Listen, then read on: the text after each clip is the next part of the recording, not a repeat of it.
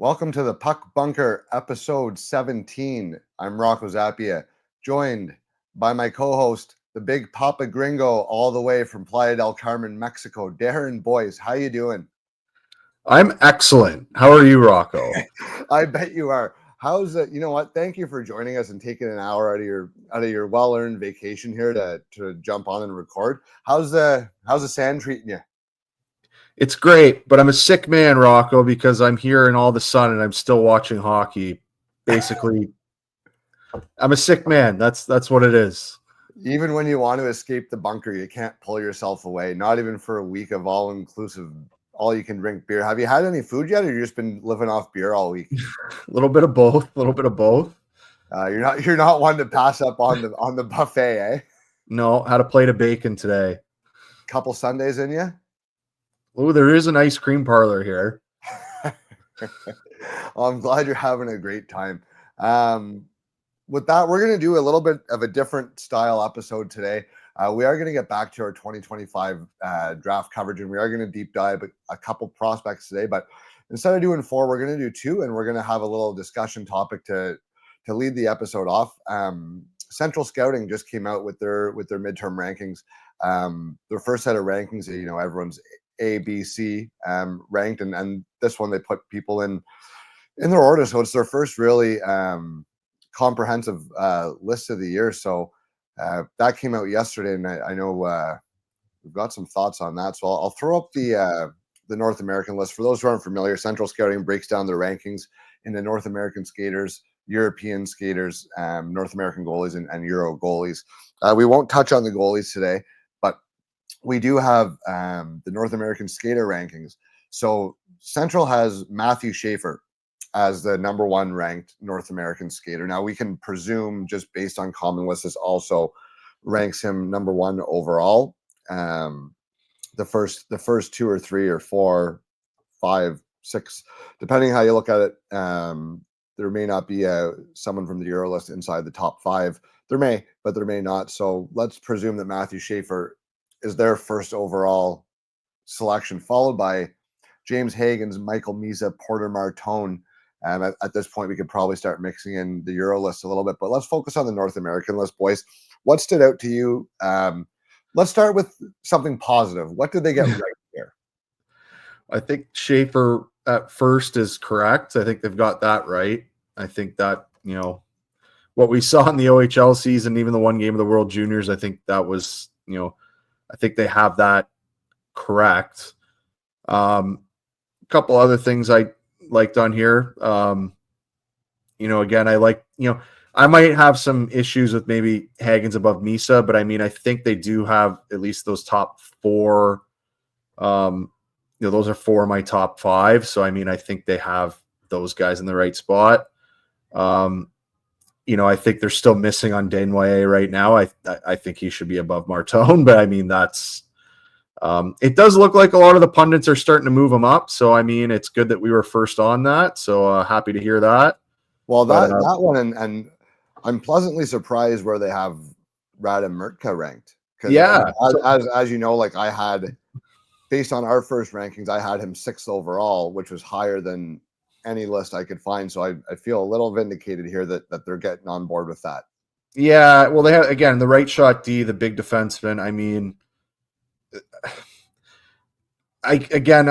My opinion, I think the NHL teams will like him maybe more than maybe some of the internet scouts would. I think Sure. That's probably why. I think, again, I don't mind where he is. I think it makes sense that some of these right-hand deep might move up. The arguments you made on that episode, I think, are probably, especially after the top 5 in this draft, it's once you get through maybe the first line forwards, it's probably worth taking a defenseman there. Whether you think, whatever you think of their offensive upside or not, if you think they're going to play in your top 4, I don't think that's a bad idea. A couple things here. I think they have Carbonneau a little bit too high, especially again, above guys like Spence and Aitchison. I have them kind of ahead of Carbonneau. And Bill Zonin is still horribly underrated. So Bill Zonin is criminally low. Yeah, on this list at 29, like outrageously low. 29th North American, which would make him not even a first rounder probably. Well, there's like again, which is a joke. What? Well, I don't want to disparage some of these players above him, but I mean, Bill's look on at the numbers. Look what he's producing, and look at the way he plays. What else does he have to do other than go play in Ontario to get more recognition? Possibly. I mean, I'm at the point now where he's at least on par with what Malcolm Spence should be. I mean, they're the same year, similar size. I mean, even their kind of skill set and what they project to be is kind of similar, and he's putting up far better numbers than him and maybe more of a play driving role. So, I mean, and he's 14th. And so I don't know how there's a 15 guy divide between them. Like that doesn't really make sense to me. Where I see like he needs to be in that range somewhere probably after Hensler, but probably ahead of Nesbitt and Martin, I'd say. Hot take, they put the wrong Q player at 13. Yeah, but I don't want to chirp Carbonneau either because I don't think he's like. Well, I'm not chirping him. I just like they put the wrong guy at 13. Like Carbonneau shouldn't be 29. I don't know how much lower Carbonneau is going to be. This is 13th North American, right? Not 13th overall. They should both be in that range, though. I mean, there's not that big of a divide between those two players. I don't think they put Carbonneau in a bad spot. But they put Zahn in a bad spot. Yes, they put Zahn in a bad spot, but like he deserves to be. He's producing in line with Carbonneau. He's producing better than Lakovic and Bear. He's bigger than Lakovic's bigger, but he doesn't play bigger. Zonin plays way bigger than Lakovic does. Yep. I guess people are still questioning his offensive upside, and maybe they think that his line mates are the ones. I mean, he's playing with some very highly skilled line mates. Steiner's got a pretty high pedigree coming in next year, but I don't know. I watch him enough that I still think he's really, really underrated here. But I mean, I have him top 15 now, Rocco. Like he's putting up 5-point games against the best teams in the queue. Like he's like that's. I mean, I don't know. Well, that's what I'm saying. Like, what else does he have to do to get a little more? And like his on ice skills, like I've found at least there's been some noticeable improvement in terms of his like skating and coordination as the year's gone on.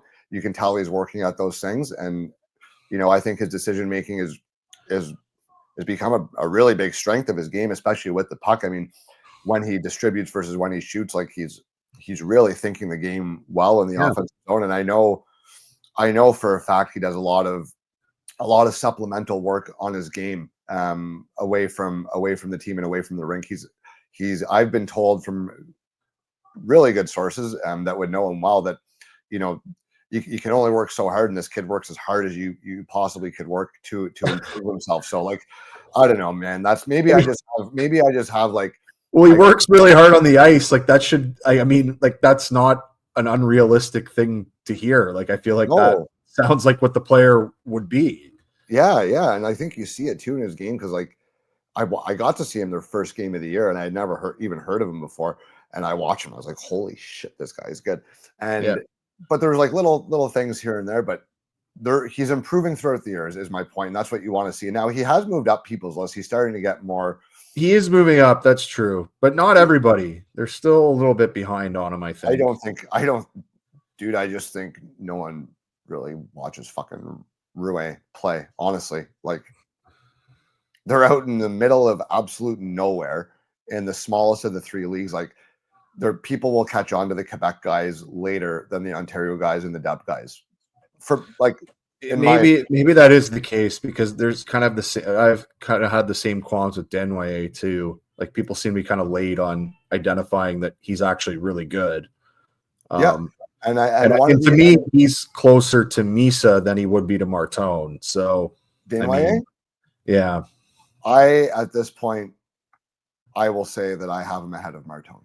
Yeah, like he's younger. Like he does everything exceptionally well, and like he leads his team. And like, honestly, I don't know. Dane Wyatt is what I heard Frondell was supposed to be.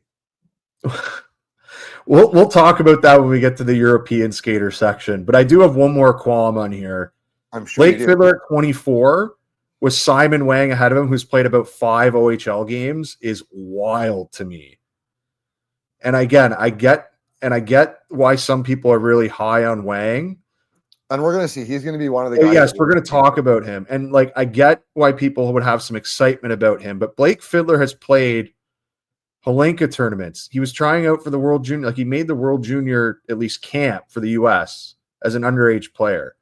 I mean, he's playing big minutes on his WHL team and playing really well.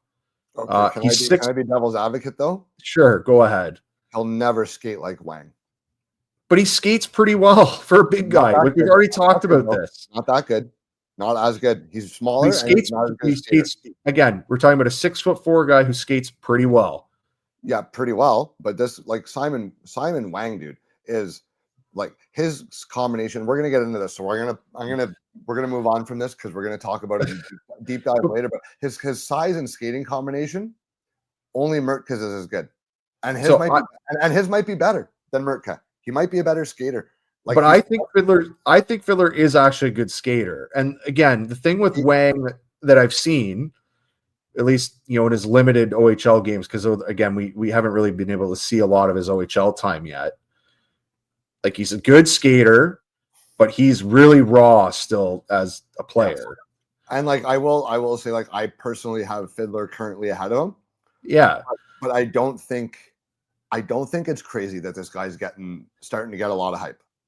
It's not crazy that he's getting hype, but like, Fiddler being 24 here, just again, I don't think is the correct spot for him. We're talking about, again, a right shot defenseman who's 6'4", who skates decently well, is a really good defender. Okay, but maybe their thought process is that he's limited to, like, yes, he's going to play, but he's going to play third pair, and that's what he is. And I'm not saying that's my opinion. I'm just saying, like, if you're going to rank him here, we theoretically talked about this last year, limited upside. But theoretically, we talked about this last year, like Salayev, right? He went 10th, and I get Salayev is bigger, but it's just like I don't know how he's not falling. Like, this would mean that he's going to be about the 30th pick. Okay, I'm glad that you brought up Salayev, though, because that's the Wang comparable. I guess, but it's just, but Salayev was also playing in Russia, not in the but the difference between Ontario Junior A League. But the difference between a Salayev and a Fiddler is a skating ability, and Fiddler's is good, but there is a difference, and Wang has that. Like, for his size, dude, I will call his skating elite. It's not elite compared to a guy who's 5'9" and buzzes around, but for amongst every defenseman who's 6'5", 6'6", 6'7" that I've ever scouted, his skating is as good as I've seen. He's a really good skater for his size. I just think we're a little bit advantageous, you know, on what his outcome's going to be. We haven't, like, it's hard for me to actually rank him higher because we haven't really seen it at the same level. No, it's a lot of projection. It's a lot of projection with him. Let's move on from Wang for now. You got to like where they have Brustevich, I think, although I don't know if I had Boumediene ahead of him. No, but he's moved up people's lists. Again, that's, you know, I think people have recognized his play this year. And again, a lot of the London players left for the World Juniors. He was kind of playing the first, you know, I guess it was their top 4, I guess, because they brought in Cam Allen during the, during the Christmas break. But I mean, he was playing pretty big minutes for them. They were still winning games. He was playing well. We're going to have to get a better look at Nesbitt because neither one of us have him anywhere near that spot. But I also think that we haven't watched him enough to really argue that he should be there or not. Like, I've only watched him once or twice. Yeah, no, I mean, that's fair. I mean, I didn't have him in the top 20 for sure. I think they maybe have Potter a little too high as well. Just, you know, but that's a late first. Like, we talked about that. If a team's convinced, there's just, again, there's some guys below him that I don't think should be below him. I think that's more. Yeah, but I mean, if you're looking at upside there, like offensive upside, there's not many guys after that would be better than Potter offensively. I mean, Zonin, we already talked enough about, but no, really. But like, there's not too many guys that have a ton of offensive upside. So if a guy like Potter, if a team wants to look to add some scoring punch, and they pick in the mid-20s, and like, okay, well, this guy can maybe play for us in 3 years, and I'd be a cheap add to our top 6. Like, maybe you do take him in the first. Yeah. An interesting guy. Yeah, no, an interesting guy here is Horkoff too. I mean, he just kind of transferred to Michigan. He just started playing with them, and he was, I guess, kind of struggling with the development program. I think he was hurt too. Yeah. So I mean, this is a guy that we should probably track too, because again, this is a big centerman that we do like, and we should like he's a guy that could track upwards as as kind of the end of the year comes on here if he plays well. And he's got kind of the NHL pedigree, so that would be a player maybe to watch there. The second page here, I think we've got Rashni maybe a little higher than that. Then looking at Romano, Van Sagi, Trethway, Bedkowski, Amico, Riker Lee, Ethan Zada, I think I don't have really a ton of issue. I think those are all second round guys for me. I understand why Rashni would be down a bit. I mean, that would just, again, the size concerns. Certainly. Absolutely. Yeah. And like I said, I'm the first guy to always hammer on small players. Maybe he ends up being right around 40. But again, I would just like to point out, like, I don't know the huge difference between him and Potter as a player. Like, I mean, I don't see that big a divide between them where it's 12 spots. I mean, that seems like a lot to me. Christian Epperson. I talked about him in the very first episode when we mentioned Misa. I said, I remember the first watching Misa, and I'm like, holy, his line mate's pretty damn good too. And he actually got passed over last year. And now it's looking like he's, if Central Scouting ran the draft by themselves and the draft was say, he'd be in the second round, right? Yeah. Well, good for him, because he's had a hell of a year after having a rotten original draft season. He's really making a point to let everyone know they could have had a player last year, I think. Yeah, and even when you watch some Misa games, like, you can see him, he's out there, and he's doing a lot of good things himself. Make no mistake, I don't want, Misa's obviously going to be the guy that's the higher pick. Like, let's not make any no qualms about that. But it's not just Epperson riding Misa's offensive coattails on that line. Misa benefits a lot from playing with Christian Epperson as well. They have a phenomenal chemistry together, and they have since the very first time I watched them this year. They're dynamite. They really read off each other well, and I think Epperson has high enough puck skills and offensive game to keep up with Misa, and to actually be able to read a lot of the smarter plays that Misa makes. Well, he creates a bit on his own too. Like, he's not he's got very good individual puck skills, which lends itself very well to playing with a really smart player like Misa.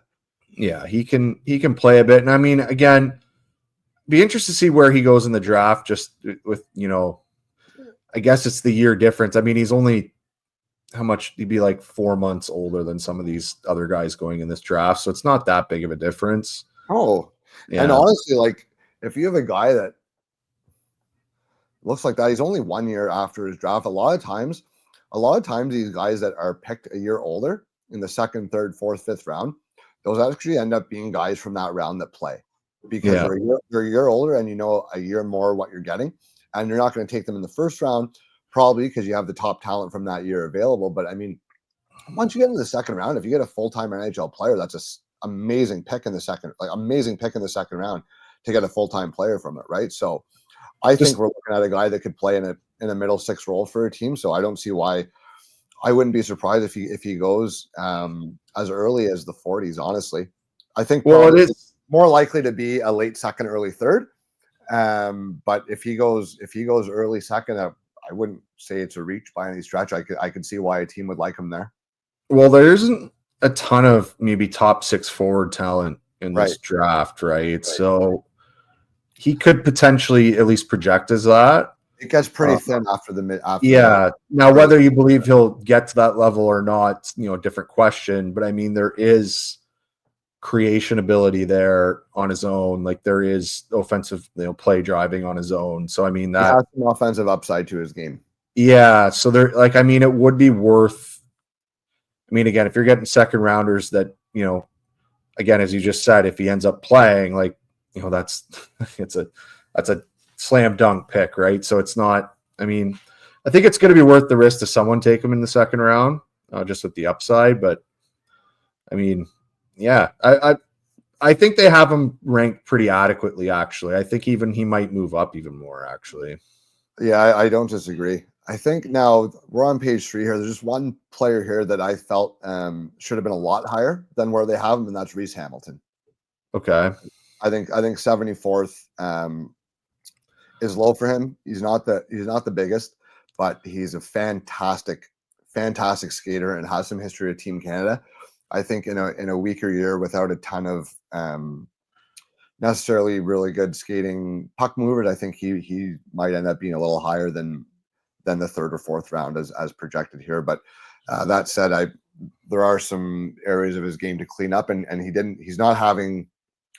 He had a very good offensive season last year, and he hasn't had one to start this year, and I think that's hurt him quite a bit. But I still think there's some tools in a player there that should probably have him higher than mid-70s North American. But yeah. Now, if you go back to that list, there was actually one guy there I just wanted to mention on the 3rd page. Yeah. So, I've watched Tyler Hopkins a few times, and again, I don't. I'm not going to say there's like a superstar NHL talent there, but I do think there is a player here. I mean, he works hard. I think he's pretty fast. He's very responsible. Do I see there maybe could be a third line, maybe a lower lineup kind of upside with a player? Yes, because he can skate. And he's not small. So, I mean, I compared him before kind of the Kalle Järnkrok. He's not, he's, again, not really going to be some overwhelming player, but it's also a guy who's played in the league for 700 games. And he's just. Yeah, but if you get a guy that can play a few hundred games for you in the 3rd exactly. round, that's a great pick.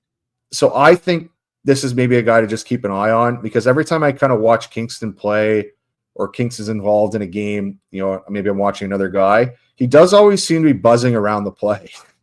He's just around it a lot. And I think he's going to be developed well. I mean, like Troy Mann is the head coach in Kingston for them, and he's had a lot of success at the pro level. He developed half those guys that were on that Stanley Cup winning team for Washington went through Troy Mann in Hershey, right? So you're in a situation where I think the player is in a situation where he's going to be developed properly and he's going to get the most out of himself. It does matter, like as we see in London, teams are confident taking guys out of London because they know that the coaching and the development is there, and they're operating underneath someone who has had a lot of success developing players. And I think that's something similar that Kingston has going for them as well with Troy Mann. I just think with this valuation of him, I mean, this is maybe 3rd round, 3rd or 4th round. I think there's maybe some upside in taking a player like that here. I think he can play. I don't know how much offensive upside there is truly there, but like you said, if you think he can play in the league, you're going to take him a lot higher than late 60s, early 70s North American. Let's take a look at the Euro skaters. Not quite as exciting here. It's admittedly a much thinner year on the international skater side than the North American. It's a pretty strong year in the CHL, particularly. But I don't know how many first rounders are going to be here from the international skater list. But let's start at the top with someone that we've talked a lot about, and someone that I got the chance to see a few games in person over the World Juniors, and that's Victor Eklund, someone that we both like quite a bit. Well, yeah. I mean, again, I have him, at the 6th spot right now. I mean, high effort player, very easy to cheer for. Coaches are going to love him. Does everything pretty well. Now, my hesitancy maybe to moving him into the top 5 is, do I think he's a first line type winger at the NHL level? That I'm not sure about. I do think, though, he will be a quality, probably middle 6 guy for sure. He's going to play. He'll play a long time. I think he'll probably make a team pretty quickly. Which I don't know is, I find sometimes especially, younger forwards, if they are able to play when they're 19 or 20, it sometimes hurts their overall, like their peak development, their offensive prime, I guess. It could hurt them, but I mean, there's other instances where it hasn't. For sure. I mean, Bratt in New Jersey, kind of just made the team, and he was kind of a young role player. Now he's a stud. It can work that way. For sure. Yeah. I mean, he is the best European skater here. I don't think there's him and then kind of everyone else. I don't think it's really that close. I've got a he's clearing away my number one in Europe. But I mean, we've seen some other guys, like we saw, like Craig Button still got Frondell second overall. Okay, so I might rant about this a little bit, or not a rant, but I have questions about this. Like we've watched him a lot, and I haven't seen him live, but I've seen him on video. Obviously, most of our our viewings are on video, but I struggle to see what I'm missing with him. And I'm really trying to find what I'm missing, because there's guys that have him, again, they have him much higher. And so I'm not going to criticize them. Like, I'm trying to find what I'm missing. And I haven't found it yet. Like, I don't see the offensive. So even like comparing him again. So I think you need to get on board with how good his shot is. We could shoot the puck, but again, you're talking about like second overall, like with guys here that I think that can drive play. Like, I don't think he's a play driver. So yeah, and I think Central Scouting would be more in line with your take, and to an extent mine as well. I think I like him a little bit better than you do, but I do agree. Like, I don't have him in my top 10. You know what I mean? And like, listen, if he went close to around the mid, he's a mid first for me based on what I've seen. Would I be surprised if he went top 10? No. Do I think if he went anywhere from 6 to 10, I wouldn't be shocked. Would I agree with the pick? No, but I mean, would I be shocked or like that upset about it? No, but like, I just don't understand how he's like, I don't know. Like, watching some of these other guys play and watching him play, like it don't seem, it's just not the same. Yeah, but there's levels to it, right? But also keep in mind too how much things change. At this point last year, Cole Yzerman was still being talked about as a top 5 pick, and Beckett Seneke was a borderline first or a mid first, right? Me and Grant had him in the teens last year at this point, and that was higher than most, right? And he ended up going third overall, and Yzerman ended up going whatever it was, 18th, 20th, mid to late first, right? So a lot can change between now and June, and a lot will change on people's lists. And a guy like Frondell, he is not having as good of a season as a lot of people expected, but he is still carrying in a lot of credit from what he did last year. And that will take time for other guys to pass him mentally on a lot of people's lists. Well, he's also playing like in the offense, they're playing the same team as Eklund. Like, he's playing in the Allsvenskan. And I mean, he's been playing better than Eklund lately at that level. So like, I could maybe gather, so I could see maybe some of that coming from it. He has so few holes in his game. Yeah. But there's other guys like that in this draft. At least I find there's some other guys that don't really have holes, that have more offensive upside than him. Okay, so let me give you a guy, and now he's not as big, but what if he ends up being like Anton Lundell, where it's 40, 50 points, but he's incredible in all 3 zones, and he works really hard, and you win with him. I think that's what the hope is with him. Yeah, so I agree. In which case, I would be okay taking him 6th, maybe. But I mean, if we're talking about a top 2 pick, I don't think that. I think that's the wrong spot to be taking him. With some of the guys available in that spot, like that would just be my argument. I think it's just too high on some of these lists. That's all.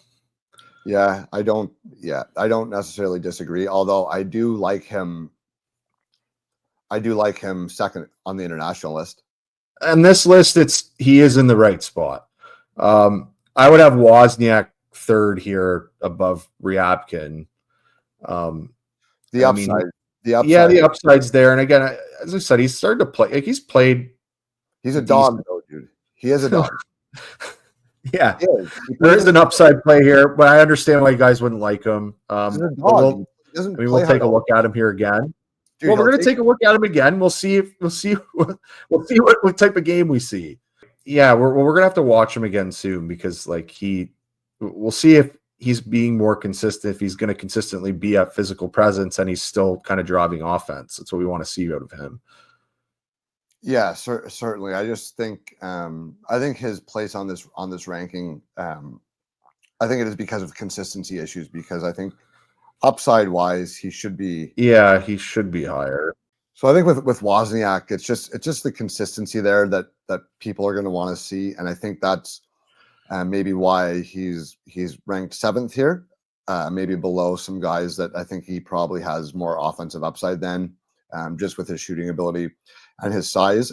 But that's probably what people want to see more. That's been the knock on him, is a consistency, because he'll take shifts or periods off before he decides he wants to play hard. So and that's something that you can control too. And I don't like guys that have to question their effort level. That said, the talent with him is plainly obvious. Well, yeah, I mean, again, we look at some of these, talked about it before. There's not a lot of that high upside offensive guy, especially, once you get past, I guess, I would say even maybe the top 10 or even top 5 even. So, I mean, if you could find a guy there with some high, top 6 upside, I think it's probably worth a selection for you. I mean, other than that, I still do think Ryabkin's still pretty high. Should be pretty high on, we're going to see him in North America. That's something, maybe he can have a good second half here. There's still upside in that player. I like your boy at number 19. 19th. Yeah, he's too low. He's way too low. Kurban Limitov. I mean, I know, and that's a guy I know you like in the. I do like him, but I understand why some people wouldn't like him either. Like, I'm very aware of why. Every shift's an adventure with that guy. Yeah, but again, you just look at. So let's look at it. Yeah, he's talented. I mean, he's 6'3", almost 200 pounds, and he has offensive ability at that size. We've been talking about, some of these bigger defensemen who don't really have offensive upside going very high in the draft. Now, again, a lot of them are right shot D, so that's a little bit different. But he's kind of unique in the skill set he has. So again, I do wonder if he'll go higher than they have him ranked here. But we'll see. I mean, he is in Russia. How many guys have scouted him? How many teams are actually interested in him or don't want that skill set? Because again, he is an adventurer. But I think he's too low here. Yeah. Fair enough. I think he's a little low for my liking as well. That said, I do, I don't know that he's going to be a first round guy at the end of the day because of how risky his game can be. I think especially as you get more later into the first round, teams are more looking to make sure they get guys that are going to play. And you see a lot of times guys with big upside but big flaws can tend to be pretty typical second rounders.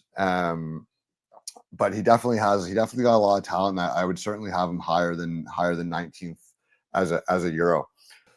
So we'll get back into some deep dive coverage of the 2025 draft. We got a couple of guys to mention.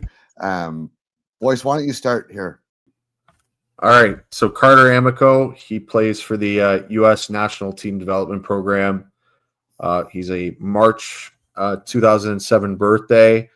He's a right-hand shot defenseman, 6'5", 205, so very large body. I wouldn't call him an offensive player, though. Total, he's played 17 games. He has 5 points, all assists. But he is a +1. So again, their teams they've really missed him, I think. Unfortunately, he is injured and out for the year now. I believe it was a knee injury. And they've kind of missed his presence on the back end. In terms of the player, I mean, he's a huge guy. I don't think he's a great skater, but I think he moves decent enough for his size. but he isn't, speaking of a guy like we spoke earlier in this episode, like Wang or even Fiddler, he doesn't move like them at all. Much slower. In terms of his agility, he's a little bit clunky, I would say. Does lose his balance a bit. He's just a little bit slow in his change of direction. In terms of his shooting, not a great shot threat. No evidence of really a hard shot per se. He'll get shots on goal, though, but he's not really looking to score. I don't really think he is that much of a threat to score. In terms of, some of his other skills here, not really, maybe that much ability to make guys miss, with, say, high quality, maybe dangle moves, stuff like that. He does make plays in traffic, though, on his forehand and his backhand. He can make kind of short plays that way or, break up plays with his stick. He's really good with that. He does have an extremely large stick, which is, I think, probably his best skill. It can basically take up half the ice and deflect a lot of pucks that way. He can break up a lot of plays with it. Passing, he's, again, I would say he's kind of a short pass guy. When he is pressured, he will tend to maybe make some poor plays, fire some passes in the skates, stuff like that. And I did find it noteworthy. There was a couple times where the goalie had a chance to kind of play the puck to him and he played it to the other defenseman, which may be a sign that, he's more confident in the other defenseman making the right decision. So I would say he does need to work on his passing and his playmaking, and that would go for his offense too. I don't think there's a ton of offensive upside there. I do think he's a conservative player. I think he realizes that he's, shouldn't be jumping for offense. So I think the fact that he's learned that, maybe he can kind of hone in on what his major skills are. If he can really get that kind of short passing, the simple passing down, I think there's a lot of room for a good player here. Because I think his defensive side's actually pretty good. What I really liked was his stick and the amount of range he has. His stick's really strong. If you see him on the rush, he takes up half the ice. It's very imposing. He can force guys to kind of dump it in. They force guys away from him. His stick really causes problems with, maybe people trying to cut in the middle of the ice or, create moves on him. So, I think there is the template of a pretty good defender here. He works hard. He battles on the boards and battles in front of the net.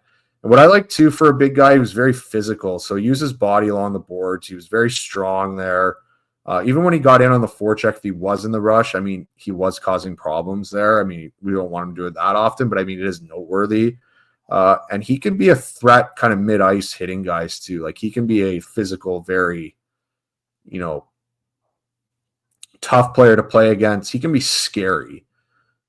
So all in all, again, I don't think there's maybe an exciting prospect here, but I think there's kind of we talked about this before. What are their elite skills, especially when they're, later in the draft? And so where you've watched a lot of ratings, Carter Amico's around maybe 30 to 40 on basically everyone's list. And the reason I think he is, and the reason I think that he is because you're looking for those one or two elite skills. Like, okay, that can be a player. Well, he's 6'5", he's physical, and in general, his range can take away half the ice, and that can play in the NHL. We've seen that work in the NHL before. So I compare him to maybe a guy like Hal Gill. Like, you're never going to get a lot of upside out of him. You're not going to be excited, but he's not going to bring people out of their seats per se. But it's also a guy who's played on a cup. If you're using a comparable, that's a guy who's played on a cup team before.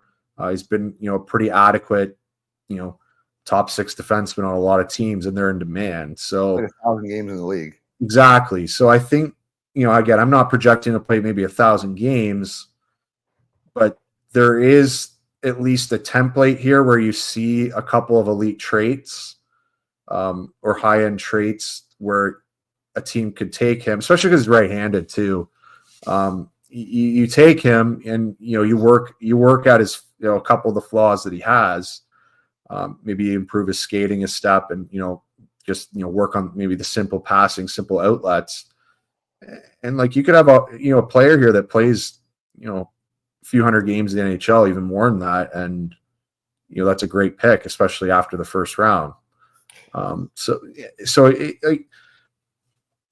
would I say that I mean, I would probably like some higher upside guys, but depending on where you're picking, I mean, there's teams that will definitely want him.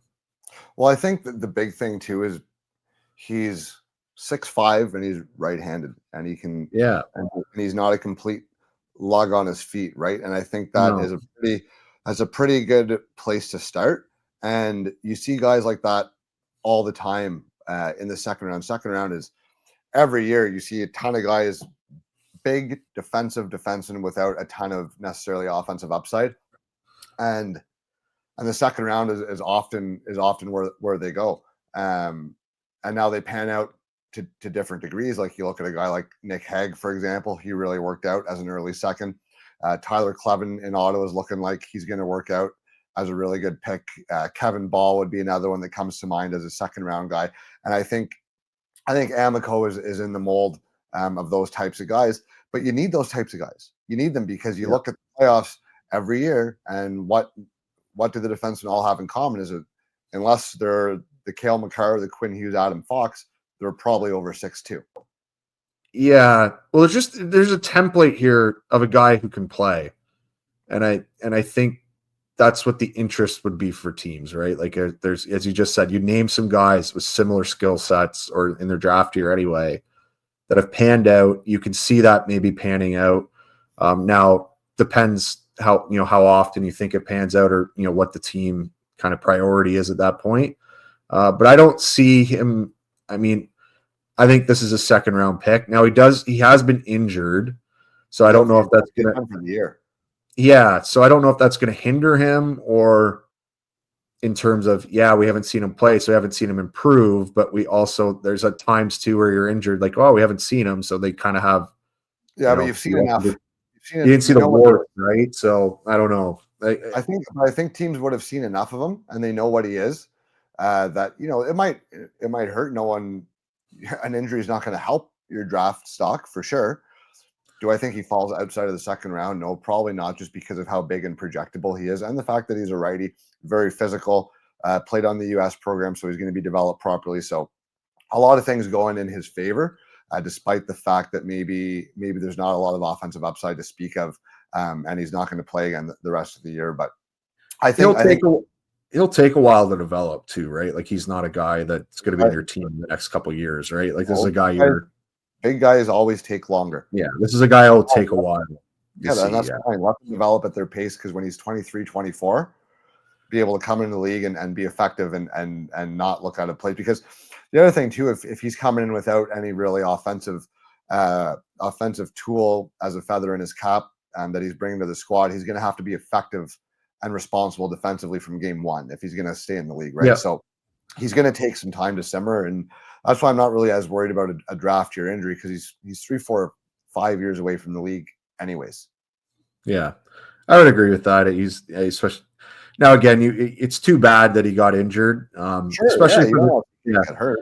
Well, especially for that U.S. program, because again, from having watched them live, I feel like he probably would have been playing a lot for them, and they miss his presence back there too. So I mean, it's too bad, because I feel like he missed maybe a lot of development opportunity, certainly, in that regard. But I mean, from what I see, I could see a player here. I can see a guy, that can definitely make the league and be an effective player. I don't see a superstar, but I mean, I see a guy teams will be interested in. I agree, and he's not a first rounder for me, but anywhere from pick 33 to pick 64.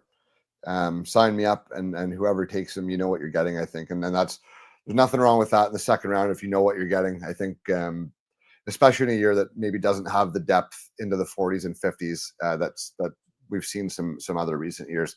We got one more guy here to do a deep dive on for this episode.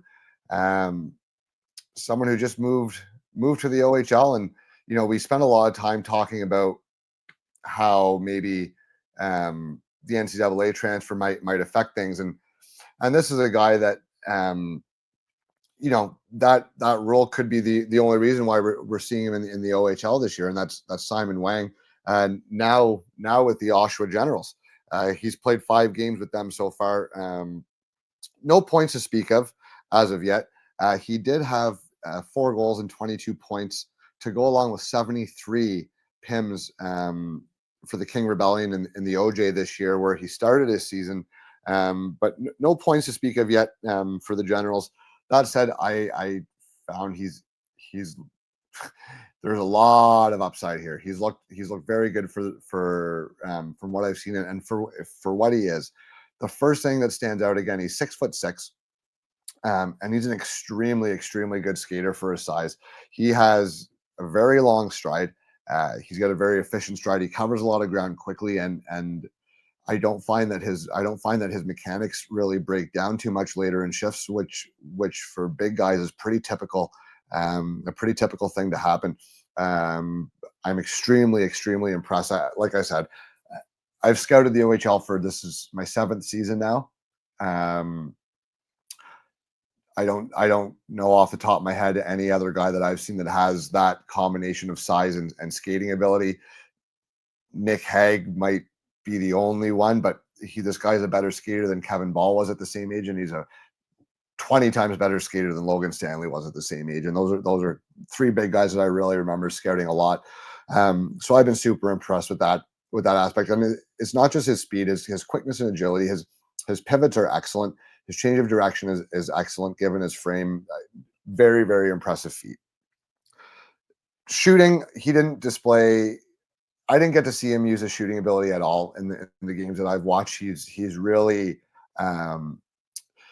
playing a very risk-averse game for Oshawa, which I like because he's knowing his role and he's coming into one of the top teams in the Ontario Hockey League, and he's going in there and he's fitting in, and it's 5 games in. So I think that confidence, moving the puck and shooting the puck, is going to come. But right now, he's playing out there. He's making a lot of safe plays, which I don't think is a bad thing whatsoever. But that said, his puck skills seem kind of average at best. I think he struggles handling the puck at times, guilty of overskating it or getting it lost at his feet. Other times he can make great little touch plays that do show the upside, and that's going to be the operative word with this player is upside, because he has a pile of it, but he's extremely raw. I think he's more just awkward with the puck than bad with it. I think a lot of that has to do with his frame. And I think, look, this guy was born in Beijing. He spent his, formative years playing hockey overseas. He came over to Canada. He wasn't born here playing novice hockey initiation. So there's going to be some rawness there, but he flashes the upside, even with the puck. He struggles with it at times, but little 4-foot backhand saucer pass inside the zone, just little confident things like that at the next level, that's going to lead to breakouts and success and all that kind of things that you're looking for. I find he makes some good simple passes, nothing fancy or overly creative. He gets the puck and he moves the puck, and like I said, that's kind of been the name of his game since he's been with Oshawa, is just get out there and really try to play solid defensively and not make mistakes. Now, his defensive hockey sense, I think, is extremely good. I think he reads the game in the neutral zone and in the defensive zone very well. He has fantastic anticipation and he has excellent gap control. He's very good at closing gaps quickly on guys, which is a testament to his skating ability and his length. I mean, being 6'6" and having that wingspan certainly helps you close gaps, but he'll bait guys in, he'll make them think they have a stride, and then he's 1 or 2 strides over, and all of a sudden the gap is eliminated. And I think that's one of the most exciting things that teams are seeing. When you're that big and you can skate like that, it's really hard. It's really hard to get past a guy like that. And this guy knows it, and I think he reads the play very well. Good body positioning during net battles. He gets a stick low for proper leverage. He's able to switch off and onto his man effectively when they're playing more of a zone coverage rather than man-to-man. He doesn't get lost in those transitions, and he doesn't get caught running around, and he doesn't get caught being a puck watcher. He's very cognizant and very aware of what's going on with him. And from the small bit of research, and I have no one who would have told me this firsthand, so just take that with a grain of salt. But from the research I've done and what I've read, he's an extremely, extremely intelligent young man, and off the ice, and that doesn't surprise me because of how naturally he reads the defensive game. And again, his offensive game and his puck game are very much a work in progress, or extremely raw. But I do think a lot of that is lack of reps and having to grow into a big body so fast and playing at two different levels this year and getting adjusted. But I do think that there's a very intelligent hockey player here. Zero issues in terms of his compete and his effort level. Very steady, very reliable. He doesn't take shifts off. He's not out there playing like a Dustin Bufflin where he's running through guys and bringing you out of your seat like that. But there's a steady, calming presence, and definitely not a lazy player by any means. I got no issues at all with his compete. Physicality, he's an extremely, extremely strong specimen. You can easily outmuscle guys and pin forwards to the boards with ease. He wins his net front battles. He wins his battles along the boards. He comes out with those 50-50 pucks. Not a punishing hitter, but he will finish his hits when he's in the position to do so. The upside and the potential here are extremely, extremely high. The size and skating combination is as good as anybody in this draft, including Mertka, who I'm a massive fan of. We talked about Saleyev earlier. There's a lot of Saleyev type attributes with this guy where his skating is just, it's so good for his size that you wonder what he could be with a little refinement in the puck skill department. Like I said, very high IQ defensively. I think he reads the game great, and I think that will translate to his 3-zone play in time as he gets more comfortable with it. Puck game still a work in progress, but again, this is a gangly kid. It's going to come in time, and if there is any sort of offensive upside to be found, God, if there's any offensive game here at all, we are looking at an incredibly, incredibly, incredibly good prospect. Really, because the defensive game alone is enough to make him a first rounder. The size, skating, and defensive game without a shred of offense makes him a first round pick. And if you think that you could get even a modicum of offensive prowess from this guy, now all of a sudden we're talking about the top 20 and higher. And I do think that is going to be a debate for some teams, is just how high do we put this kid, given that he's very raw. Now, the second half of the year, and he's a guy that if we see some improvement in his offensive game, watch his name just fucking fly up the draft boards. If the puck game comes even a little bit, especially as we move towards the playoffs. And if he proves to be a very, very high quality shutdown defender in the OHL playoffs, who can move the puck and who can start the rush and start the breakout,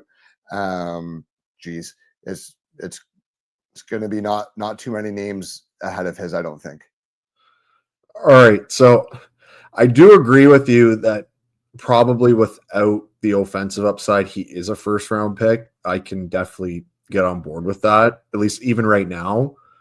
He's a first rounder today from what I've seen. Just from the limited viewing, again, we talked to it. So it's interesting, again, we just talked about Amico, right? So again, these are, they're interesting in terms of how their prospective kind of analysis are, right? Like so Wang is the guy who has a much higher upside here. And the reason is, again, we're talking about a big body who can skate. So that's the template we're starting with, is that we have the elite size and we have a very high-end skater for his size as well. Or you say it's elite. So for his size, it's elite. It's not he's not an elite skater yet overall, but like relative to his size and his age, from all other kids I've seen of that size and age, his skating is as good as I've seen. So again, we just talked about, so the template for that player there is a guy who can play in the league effectively for a long period of time, essentially.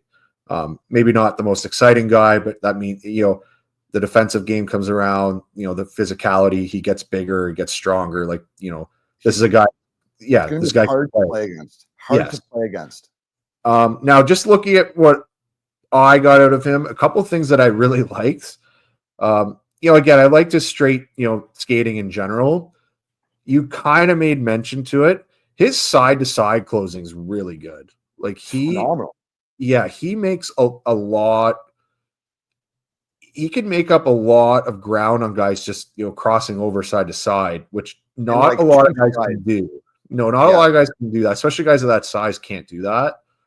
They're more reliant on their reach or their stick to make that play. That's something that Schaefer can actually do as well. Now it's a smaller body, but that was another thing you notice is just like, wow, like he's making up ground on guys crossing over. He's pivoting and making ground on guys. That's there's 2 or 3 instances in that video of Wang that I put up where he closed a 10 or 15 foot gap in the neutral zone before the guy in between the red line and the blue line, before the guy hit the blue line and before he knew what was coming. He thought he had a lane down the boards, and 2 strides later, that lane is gone. He's pinched you off. He's taking the puck. He's circled around the other way, and now they're breaking back up ice. That's extremely valuable. So I think, again, we're talking about 2 different aspects of skating. Like that's the elite aspect of his skating.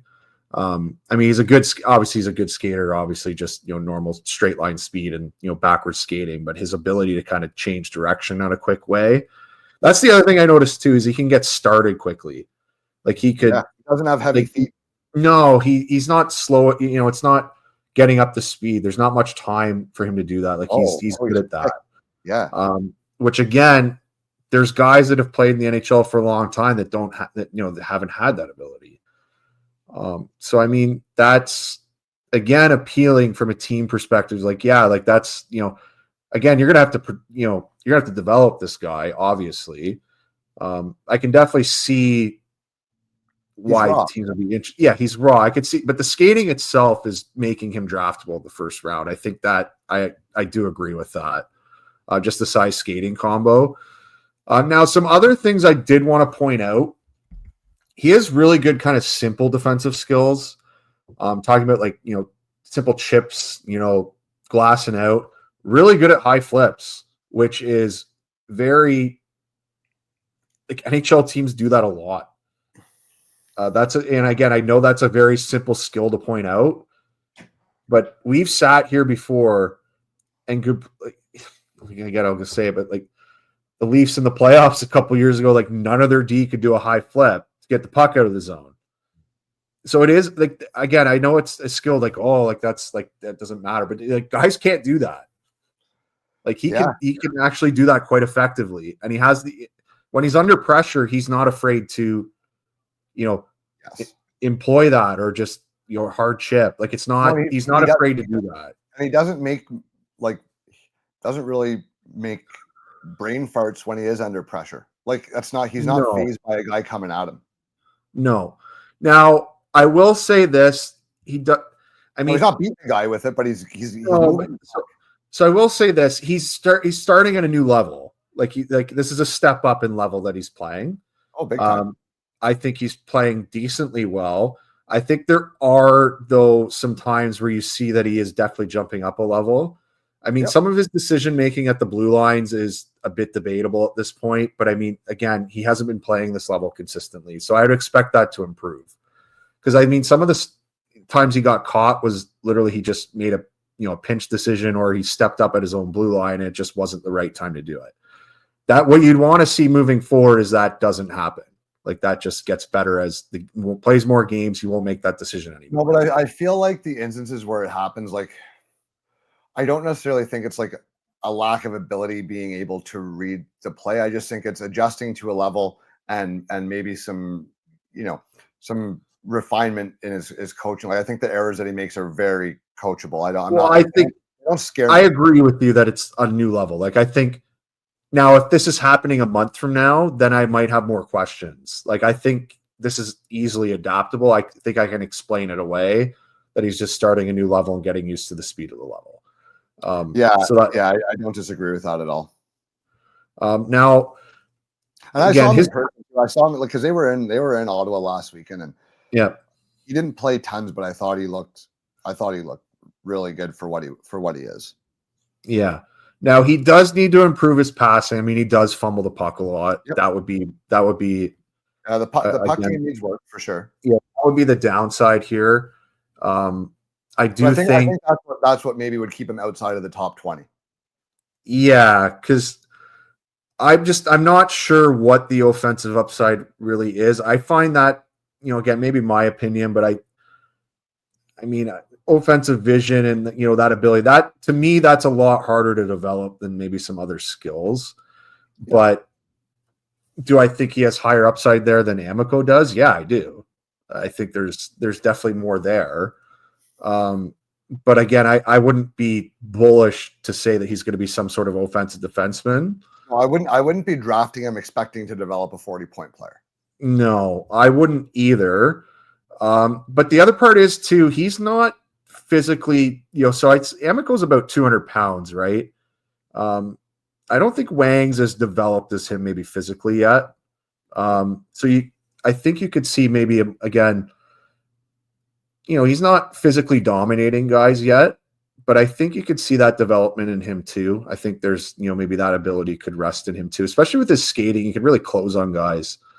There is ability here that he should be a good rush defender and maybe develop even into, a very good in zone defender as well. I mean, again, there was instances too where I saw he was just a little bit rushed, a little bit out of position, but again, I think I can explain that away. Which is just, I mean, he's playing at a new level. Like it's not. I'm not making excuses for him. I just usually when I'm thinking why is he struggling? Like, is he hurt? Is he, something happening? I think you're playing a new level. You're jumping back in between them. I think that is probably why. I'd be interested. That's what I said earlier, though. He's a guy that you're going to really want to actively look for some market improvement over the second half and towards the playoffs, because as you become more comfortable with the league and the speed of it, you are going to need to want to see a little bit quicker processing and a little bit better puck skills if you are going to talk about moving this guy up into the top 20. But I think that's the debate. I firmly believe that we're looking at a guy that just based on size, skating, and defensive ability alone, you're looking at a late first. Yeah, I don't have any problem taking him there now. Now, those teams that would be probably taking him there are, again, either, a contending team that has the ability to kind of wait those guys out, or it's a secondary pick from another team that picked earlier. Or you're sold on his upside, because this is a guy that if you fall in love with this player, I could see someone just really talking themselves into the fact that they can get his upside out of him, and you're convinced that you take him anyways. Yeah. Now I will say this: if we come back in a month and the puck skills are better, or he seems less rushed, and he's then I think I would be happy to move him up. Just seeing that. I mean, as of right now, I don't I think this is like 25 to 32. I mean, you're taking a shot on the guy here. But could he get ahead of, guys we've talked about before, like a Cam Reed, right? Again, different type of defenseman, but there's a little bit more question of how he translates into the NHL versus the guy who's 6 foot, 6'5", 6'6", who can skate. Oh, I have him ahead of Reed already. But you know what I mean, though. But that's again, that's kind of, I know you do. But that would be kind of what people are going to have to determine, what these teams are going to have to determine, right? So I mean, I like the player. There's definitely upside here, and considering he's just started playing at this level, and I mean, yeah, he's not failing. He's playing, decent. He's playing decent minutes, and the skating definitely looks good at this level. I think that's kind of the takeaway you have right now, and then you kind of look for these other skills to kind of get improve as the game time and the playing time starts to point upward. Yeah, and I completely agree. Now, that said, I don't know how much playing time he's on a pretty stacked defensive unit right now, so he may just be relegated to a third pairing role. But that's fine, because he's going to get 14, 15 minutes a night anyways, and that's enough. That's enough for evaluators just to see what they need to see from him. So that is Simon Wang, now with the Oshawa Generals of the OHL, a very intriguing, probably maybe one of the more intriguing prospects of this entire draft class. Boyce, I think we've taken you away from the sunshine for long enough here. I appreciate you taking the time out of your vacation, and I'm going to encourage you to go directly to the open bar. Do not pass go. Do not collect $200. Go collect 200 nice cold serve aces from your favorite bartender out Going there. right to the margarita stand. Oh, okay, we're going for a midday sugar rush. I see. All right, I don't know how I feel about that, but hey, it's your vacation. Did we lose you right at the end? Oh, that's too bad. That's too bad. All right, well, oh, he's kind of in and out. All right, that we Wi-Fi, almost made it through. that Wi-Fi must have hit the open bar before you signed up too. So I'll sign off here. Let you get back to it. Thanks everyone for tuning in, and Boyce, if you can hear me or not, still we'll catch you next time.